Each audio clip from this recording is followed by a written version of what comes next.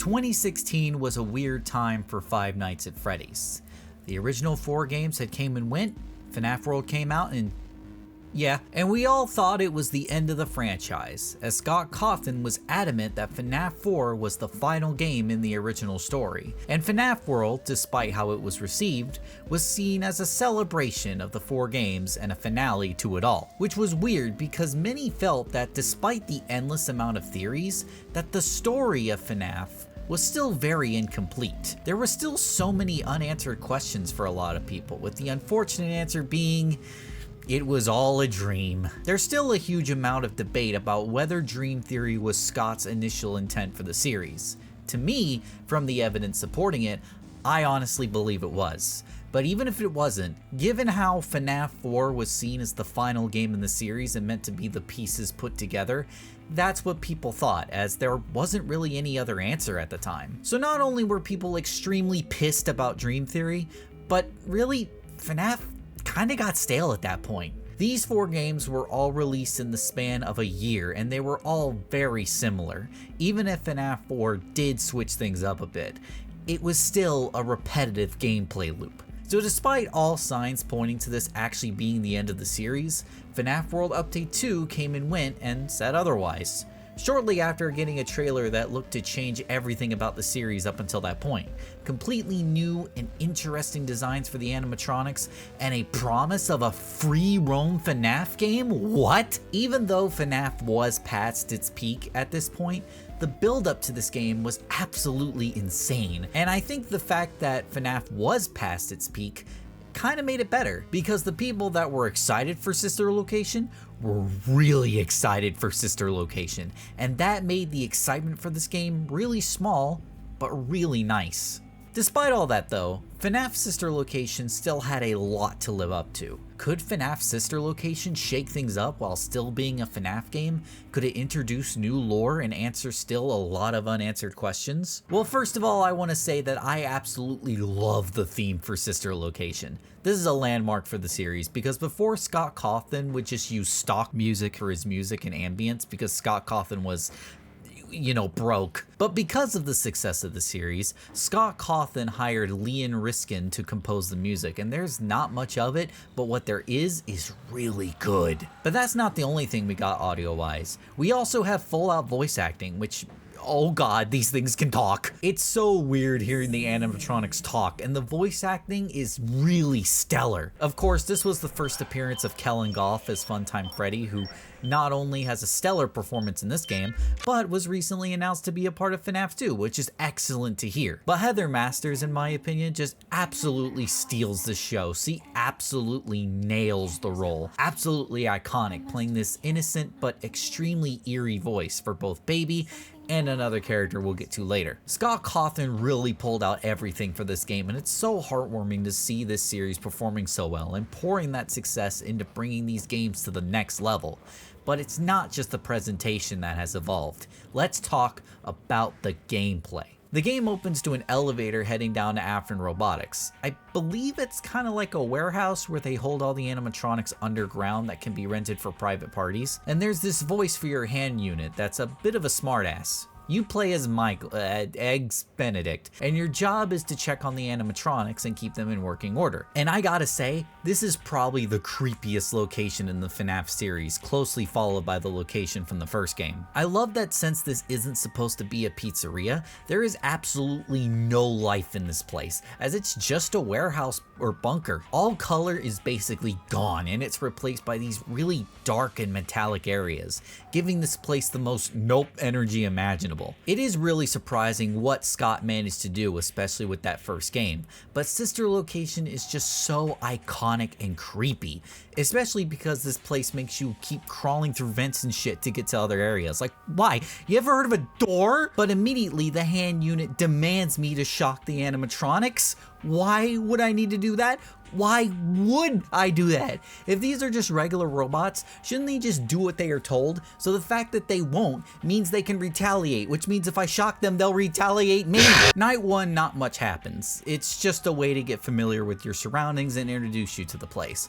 But it can't be too hard on you, because they gotta let you get home and watch The Immortal and the Restless. He sleeps on the ceiling fan. upright or upside down. What does it matter? But if you're used to the first 4 FNAF games, you're probably like, so wait, is that the whole gameplay? Well, unlike the previous FNAF games, you actually do something completely different every night. So night 2, you just kind of do the same, but it's more of an extended night 1, where after you do all that, you can't shock Baby due to a power malfunction and have to reboot the system. Baby then advises you to get up under the desk in order to protect yourself from the Biddy Babs, where you have to keep the door closed so they don't get inside in a weird game of tug of war. After which, we head through Bolora's gallery and have to slowly crawl through while listening to her song. It seems you are taking a long time. Please proceed as quickly and as quietly as possible. Then we have to reboot areas of the building with this manual control box while dealing with Kel and Goff, who you can barely see because you're in the dark with only flashes of electricity, which was a really smart way of working around the limitations of the Click Team engine while making it extremely terrifying. But you want to talk about terrifying, Night 3 was the one I was dreading the most, besides the next one, but that was for a completely different reason. But Night 3 is the absolute worst because you have to once again crawl through Funtime Auditorium. You are provided with a flash beacon to flash Funtime Foxy, and you also have to use the beacon sparingly. So many times you're just crawling blind and just hoping she's not there. But even though it's terrifying and sounds hard, this is actually a lot easier than I thought. The next thing, however, wasn't, as your next task is repairing Funtime Freddy, and this is a terrifying visual because this is the first time we've ever been this close to an animatronic, and it's really uncomfortable. But who could be put off edge by that smile? The hard part though is that then you have to press a button below Bon Bon's bow tie, but he's just a little scamp and plays tag with you. But if you take too long, he jump scares you, and if you fail, you have to restart all the way back at Funtime Auditorium. And because you just want to beat the night, you unintentionally start having to rush through it, which leads to which is made even worse because you're trying to listen out for Foxy, but hand unit won't shut up. Motion trigger, parts and service. Great job reaching parts and service. This part is annoying, but pretty easy once you realize the strategy of just putting your mouse on the bottom left and then just waiting for Bon Bon. But then we're on to night 4. Yep. This night is extremely infamous for being one of the hardest nights in the FNAF series that doesn't involve the number 20. In this night, Baby kidnaps you and puts you in a springlock suit, and you have to survive for 3 minutes while wiggling off mini arenas and while also keeping the springlocks wound up because, well, we know what happens. This is really hard though because you have to keep all of the spring locks wound up, and there's just way too many to deal with, and every time you wiggle, you're loosening the spring locks, which throws everything off. Honestly though, I don't think it's that hard. I do know that Scott did make it easier with a patch later on in the game's life, but people still find it pretty hard, but it was okay for me. Sure, it took me a few tries. I want to say I spent like an hour on it, but you just need to approach it with the correct strategy. If you're struggling on this, I recommend at the start with the spring lock that has the least amount of wind up and try to wind up all the spring locks to its maximum. If you're feeling particularly ballsy, you can hold the spring lock for a little longer after the spring lock is wound up to keep it in place for a little longer. Next, of course, for some reason the mini arenas in the front don't do anything. Apparently Eggs Benedict is perfectly fine with his eggs being Benedict, so don't wiggle at all for those. With the mini arenas on the left and right though, usually the right one is the one that shows up first. So just let it climb up as close to the top as you're comfortable with before you wiggle them off, as that will not only give you more time to wind up the spring lock so the wiggling doesn't affect it as much, but it will also give time for the mini arena on the left to come up so you can knock it down as well. It's still pretty difficult even with this strategy, but just try it a few times and you'll get it eventually. Then night 5, which is weirdly is the easiest night. Well, the cannon round anyway. After you get your exotic butters, you're informed that 2 technicians are somewhere in the building. Well, I'm sure they're okay. Oh, well, no time to worry about that because Baby stopped responding for some reason, but Baby asks us to help her retrieve some key card. But in order to do that, we have to type in a code on this keypad. This isn't too bad, except the keypad is unlabeled and you have only just enough time to punch in the number. So if you dilly-dally or put in the wrong number, you're dead. Like I said, it's not hard, just very anxiety-inducing. What I usually do is put my mouse in the center of the keypad so I have equal distance between each key. And it also helps to start with the number 5. After that, you go back into Funtime Auditorium where you have to follow Baby's instructions, including a very tense moment where for some reason Baby stops you right in front of Ballora. But then we make our way into the scooping room where we realize it's a trap because all of the animatronics have already been in the scooping room, including both Ballora and Baby. This is also a trick so that the amalgamation of all of them together, Ennard, could take your body and use your body as a puppet so they can escape the underground. Such an honestly cool twist and gives more intelligence to these robots. And I love Ennard, but let's save that and talk about that later, because in true Five Nights at Freddy's fashion, this ain't it. Though it's not in the form of any sixth night or anything like that, meaning this is the only game in the series where you actually spend 5 nights at Freddy's in a game called Five Nights at Freddy's. I guess you could technically say FNAF 3 and the canon route, the good ending lasts for only 5 nights, but still, I don't count that. Before we continue though, I do want to say that also unlike a FNAF game, this is the best story in a FNAF game, mostly because you can actually follow it to a T without needing a whole MatPat playlist just to understand it. Not only is the story a lot bigger than a typical FNAF game, but it's actually laid out in a way where if you just want to understand the main story, it's completely digestible. Not even just the main story of the animatronics trying to escape from the underground, but the second story being slowly dished out to you along the main story. And even for the first time in a FNAF game, you actually hear an account about an animatronic murder. Between each night, there's a voice line from a strange little girl wanting to see Baby and begging her father to let her go see it, but will always never let her for some reason. In night 3, there's an Easter egg where if you visit Baby before going to Funtime Auditorium, she will give the account of why that is, describing that she was always counting the children for some reason. And then finally, when she was alone, she would stop moving, make ice cream, and then there was a scream. It's such a terrifying but such an amazing way to tell a story, and hearing her recount this makes my skin crawl. But this story is the basis for our next objective, as there's a secret other ending to FNAF sister location. Similar to FNAF 2, there's a chance of a minigame showing up after dying where you play as Circus Baby and feed children cupcakes, but this minigame is not for the faint of heart. The game has 3 cupcake power-ups. Your basic pink cupcake where it's just a single cupcake, the blue cupcake where it shoots 3 cupcakes diagonally, and the green cupcake which shoots horizontally across the screen. You have to use all your cupcakes before you can move on to the next power-up, and if you accidentally pick up a power-up, well, tough shit.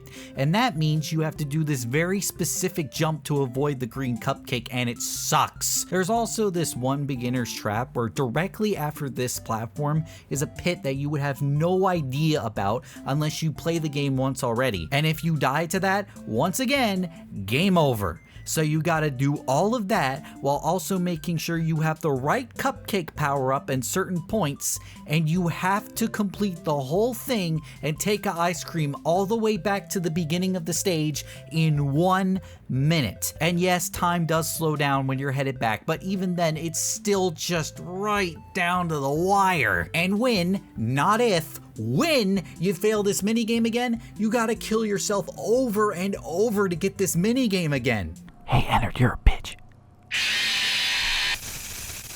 Or after an hour's worth of attempts, you realize that you can just access the minigame in the bottom left-hand corner. And yes, it does work. Don't be even more dumb where I did it right on 1 attempt, but I didn't know I still had to press the throw button once I got to the other side of the screen, and I thought doing it this way didn't count. Oh, and whatever you do, never, ever off-screen the cupcake before it hits the child.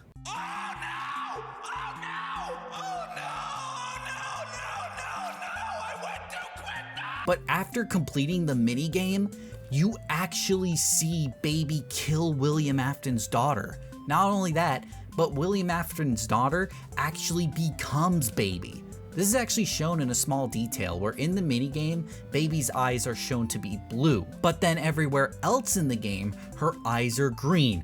Ooh, that's such a cool attention to detail, I love it! After that, you can see on the blueprint in the extras menu that in Funtime Auditorium, right here, there's a secret private room. And sure enough, after Baby sends you to the scooping room, you can say screw that and head to the private room, which, this is Five Nights at Freddy's. And it's a dang good Five Nights at Freddy's at that. This is actually just FNAF 3 done right, because much like FNAF 3, there's only one animatronic you have to worry about, Ennard.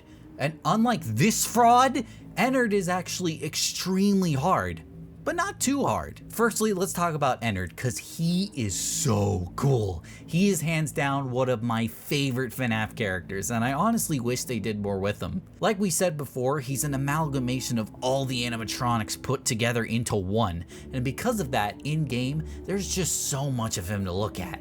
This design is not simple in the slightest, but I think that's what's so cool about it. There's straight up just some of the other animatronics' eyes just strung about this body, and that iconic mask. So good. So simple, yet so creepy. His jump scare is even way better than Matthew Lillard's. He has two. The first one that still has you got games on your phone kind of energy, but it doesn't hang on as much as it did for Springtrap. But he has a second one where he shakes violently, which I think works in conjunction with the other scare animation because it always sticks out when it happens. And you're gonna be seeing this jump scare a lot because this guy is slippery. First of all, let's not even talk about how aggressive he is, because let's talk about your power consumption, because man, the power drains fast. You can just sit there and not do anything, and at 1 AM your power is at like around 88%. So looking at the cameras even as much as the first game is basically just not possible. The footage I'm likely showing on the screen of me just checking the camera might not look like I'm even seeing anything, but that's just because this extra mode is so strict with its power, I had to train my eyes to quickly scan each camera in under a second to quickly get the monitor back down. But the thing that makes this so hard is just how freaking fast Ennard is. I swear this dude can move at like half a second sometimes. To keep out of the camera, to keep tabs on him, you have to listen very closely to audio cues, which by the way, I felt was a great way of combining mechanics from FNAF 4. But either way, the audio cues help make you aware of which side of the building he's on. So these cameras, these don't matter. The only cameras that matter are these three, especially the vent. Ennard loves the vent. One attempt, he spent a whole bunch of time up there eating away at my power. Why do you do this? So first strategy, don't even bother looking at the cameras when you first start. Just completely wait for sound cues. And honestly, once you do that, it's not too hard.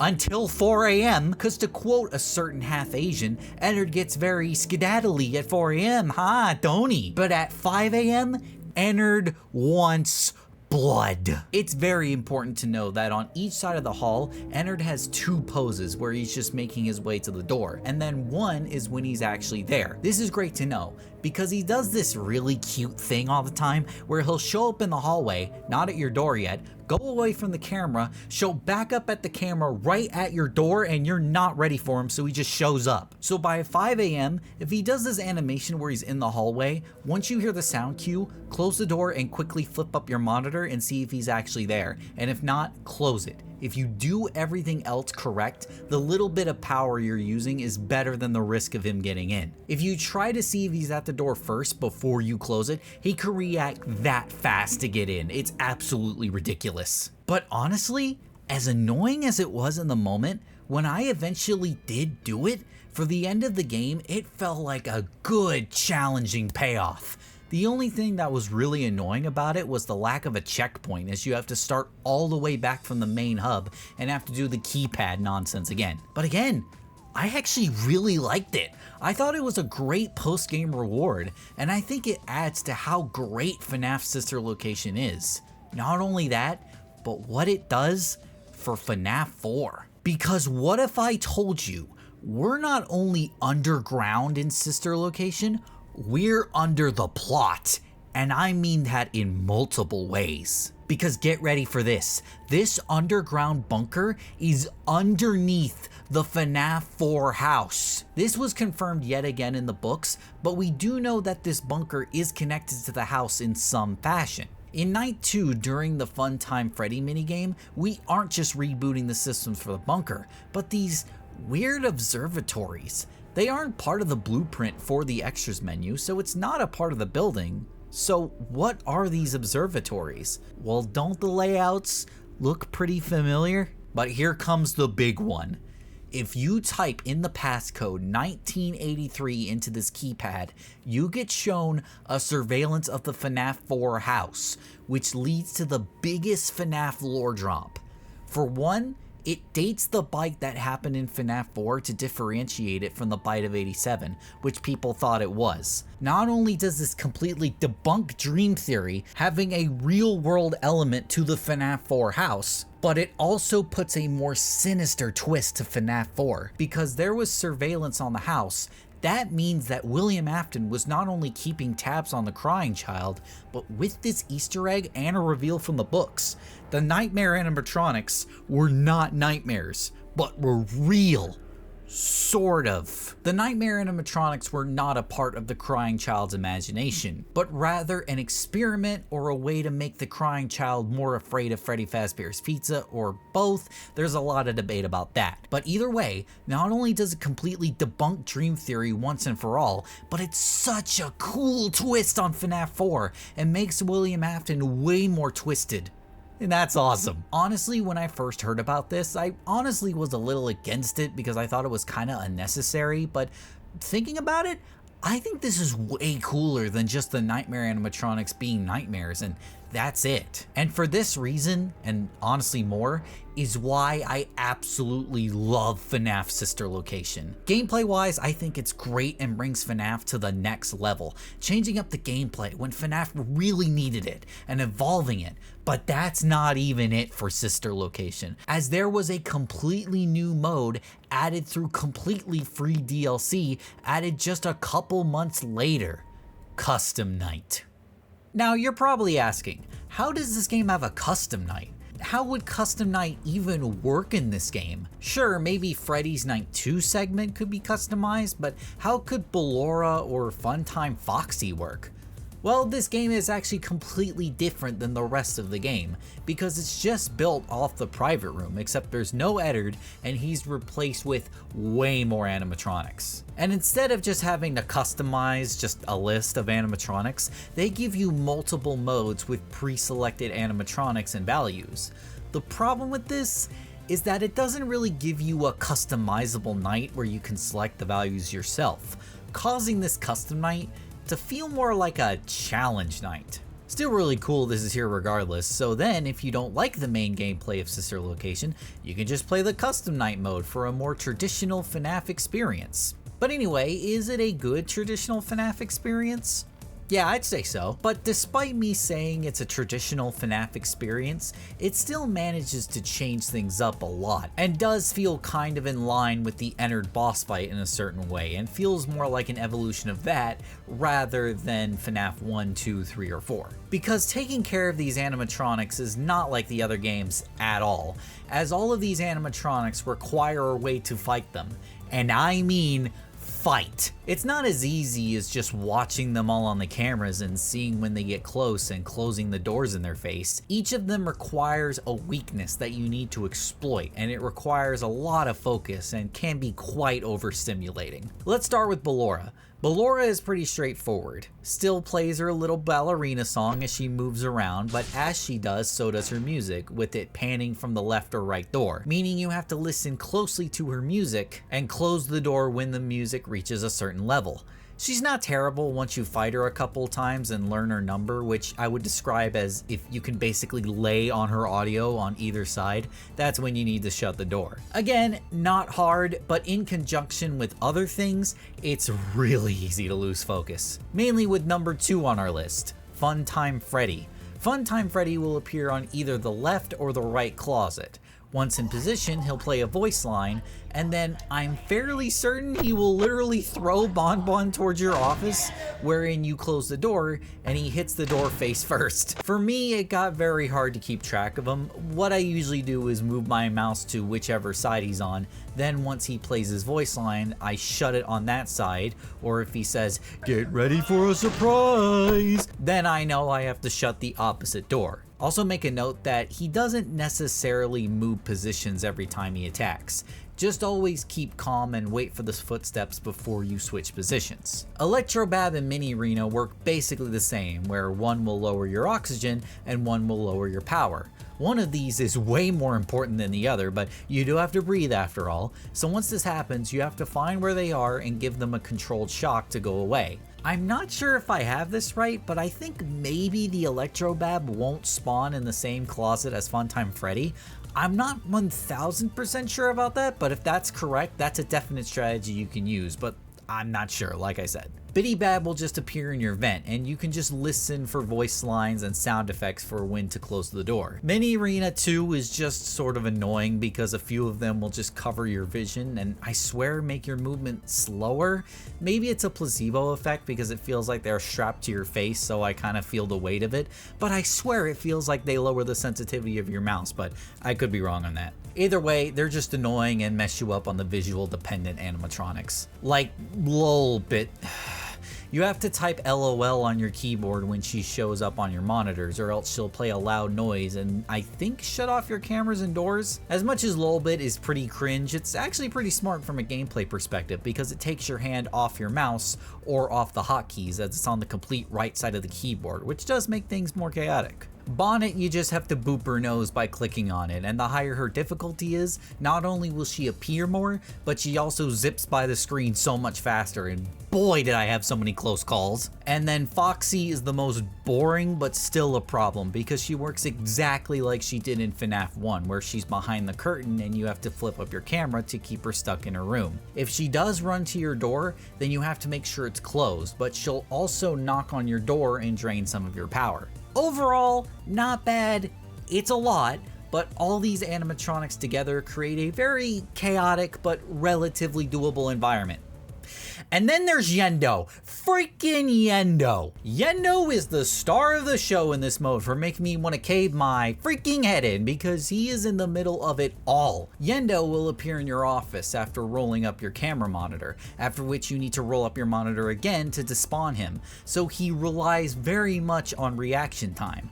That alone would make him hard, but the main problem is that he drains your oxygen and he does it quick. He mainly works in conjunction with both Foxy, Mini Rena, and Bidybab, because when you pull up the camera, he pulls up and can either hurt your reaction time on low bit and especially Bonnet. This is definitely the most stressful FNAF game. Not hard, just stressful, but I think it's a great play on the FNAF style.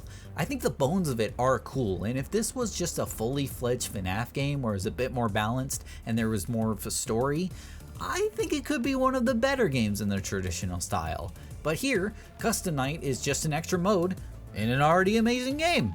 That's pretty cool. I didn't go for Golden Freddy mode though. I feel like I maybe could have went for it if I had more time, but I really wanted to get this done before Halloween, so I may live stream this in the future, and if I do manage to do 1020 mode when I upload this as a full compilation, I'll let you know here. I did talk about the story a little bit there, and while there isn't really a story to this Custom Night, there is a little bit of a story, as every time you beat a certain mode of Custom Night, you get a cutscene of Michael Afton walking down the street, only getting more and more decrepit, until finally, Ennard rejects Michael's body and pukes him out. But as Baby promised him, Michael didn't die, even if it feels like he should be dead, but he's not. Then finally, we get one more cutscene when beating the Golden Freddy mode, where Michael is talking to his dad, William Afton, saying he was going to come find him, where we found out that somehow, some way, Springtrap actually survived the fire from FNAF 3. Where is he now? Where's Ennard? Well, guess we'll find out when I make the Pizzeria Sim plus Ultimate Custom Night video next year. Anyway, now if you'll excuse me, I need to throw up.